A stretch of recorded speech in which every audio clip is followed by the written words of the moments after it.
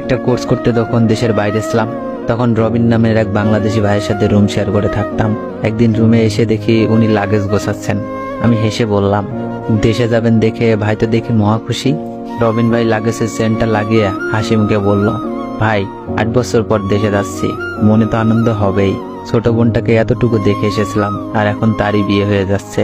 বোনটা যখন আমাকে দেখবে, খুশিতে যে কি করবে এটা ভেবেই আমার চোখে পানি এসে যাচ্ছে। রবিন ভাই হাসি মুখে কথাগুলো বলছিল, অথচ আনন্দে ওনার চোখ জল জল করছিল। এমন সময় রবিন ভাইয়ের বাবা ফোনে ওনার কাছে জানতে চাইল, কিরে শুনলাম তুই নাকি দেশে আসবি? রবিন ভাই হাসি মুখে ওনার বাবাকে জানালো, হ্যাঁ বাবা, আসবো। ছোট বোনের বিয়ে, বড় ভাই কি না এসে পারে? অপর প্রান্ত থেকে ওনার বাবা বললেন, তো শুধু শুধু এত টাকা খরচ করে আসতে হবে না, বিয়ে ঘরোয়া পরিবেশেই হবে। তাছাড়া নতুন জমি কিনেছি, টাকা পয়সার একটা বিষয় আছে না, তাই আসার দরকার নেই।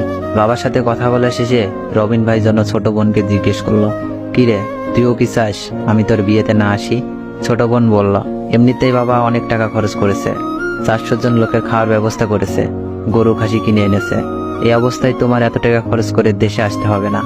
রবিন ভাই ফোনটা রেখে যখন লাগেজ থেকে কাপড়গুলো নামাচ্ছিল, তখন ওনাকে জিজ্ঞাসা করলাম, ভাই আপনি কি দেশে যাবেন না?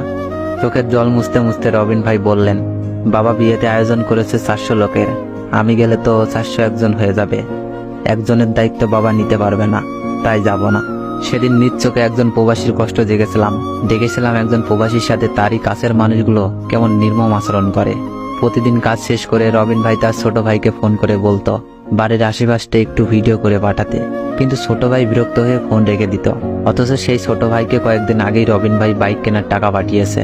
আমি যখন নতুন আইফোন কিনলাম, তখন উনি আইফোন হাতে নিয়ে বললেন, এইটাই আইফোন যার জন্য মানুষ এত পাগল? আমি বললাম, আপনিও তো একটা আইফোন কিনতে পারেন, কি একটা ফোন ব্যবহার করেন যা অর্ধেক ভাঙা। উনি হেসে বললেন, কিনবো একটা আইফোন ছোট বোনের জামাইয়ের জন্য। আমি ওনার দিকে তাকিয়ে মনে মনে ভাবতে লাগলাম, সব প্রবাসীরাই কি এমন হয় যে নিজের জন্য একটুও ভাবে না? প্রতিদিন রাতে রবিন ভাই খুব কাশতেন। একদিন ওনাকে বললাম, ভাই এবার তো ডাক্তার দেখান, আপনার শরীরের অবস্থা খুব একটা ভালো না।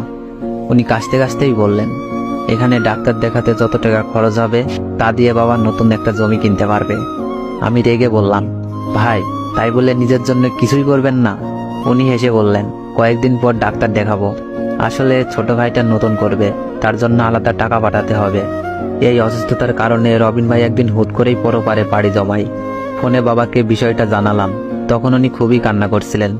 কিন্তু যখন বললাম আমি লাশ পাঠানোর ব্যবস্থা করছি, কিন্তু লাশ দেশে পাঠাতে হলে 2.5 লাখ টাকার মতো লাগবে, আপনারা টাকার ব্যবস্থা করুন, তখন ওনার গলার স্বর যেন পাল্টে গেল।